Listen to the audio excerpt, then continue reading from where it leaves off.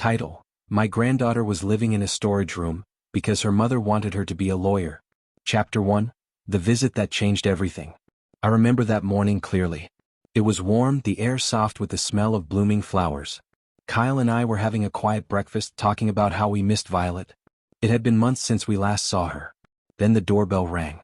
It was Jane, our daughter-in-law. She stood there stiffly, her face pale, eyes tired. "Hillary," she said, "I need a favor." I let her in, surprised. Jane rarely visited unless Kevin was with her, and since Kevin had been away for a work assignment, her sudden appearance was unusual. She didn't even sit down before blurting it out. "I need to borrow money." "For Violet?" "For tutoring." I blinked. "Tutoring?" "She's 8. She wants to be a lawyer," Jane replied sharply. "She needs every advantage she can get." That surprised me. Violet always loved drawing. Her room used to be filled with colored pencils and doodles of animals and fairy tale creatures. I even had one of her drawings framed in our living room, me, Kyle, and her holding hands with giant smiles. I tried to question it, but Jane wouldn't hear it. She was intense, almost desperate. Kyle and I exchanged a look. We didn't want to deny anything that might help Violet's future. So, after a few moments of hesitation, we agreed. $11,000. We wired it over that afternoon. But as the day wore on, I couldn't shake the feeling that something was wrong. The image of Violet smiling, handing me her drawings, didn't fit the picture Jane painted of a child desperate to become a lawyer. Still, I said nothing. I didn't want to overstep. Not yet. Chapter 2: A Voice That Was Never Heard. The uneasy feeling didn't fade, it grew heavier with each day. I wanted to hear Violet's voice. Just a short call. I dialed Jane's number. "Is Violet there?" I asked. "She's studying." "She can't be disturbed," Jane snapped. "She has an entrance test coming up. One missed problem could cost her a top placement." I was stunned. Jane wasn't just firm, she was aggressive. As if I were interfering with national security, not asking to say hello to my grandchild. I tried to insist. "Just a minute, please." But Jane lashed out. "She doesn't have time for distractions. Do you even understand how competitive it is now? This is her future." I sat there holding the silent phone, chilled. This wasn't just ambition, it was obsession. That night I called Kevin. He picked up on the first ring. "Mom?" His voice was groggy, probably working late again. I explained what Jane had said. He was silent for a moment, then said, "Violet wants to be a lawyer? That's the first I've heard of it." He sounded just as surprised as I'd been. "She's always loved drawing," he added. Jane's never mentioned any of this. It only made me more certain. Something wasn't right. And if Kevin didn't know, who was making the decisions for Violet? Chapter 3: The Storage Room. A week later I couldn't stand it anymore. Kyle and I took a train to their town and showed up unannounced. Jane looked shocked to see us on her doorstep.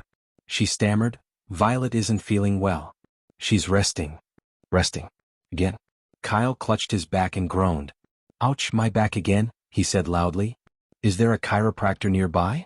Jane hesitated. "Oh, I think there's one a few blocks away." While she helped Kyle out to the taxi, I slipped into the house. It was too quiet. Eerily so. I called out gently, "Violet? Grandma's here." Room by room I searched.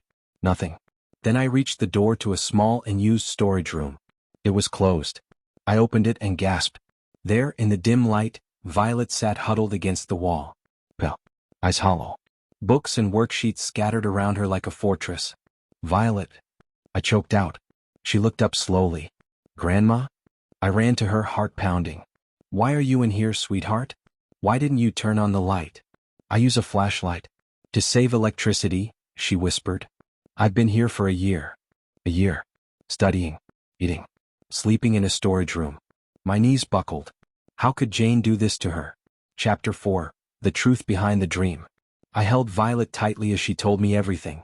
How Jane tore up her drawings. How she was punished if she didn't get perfect scores.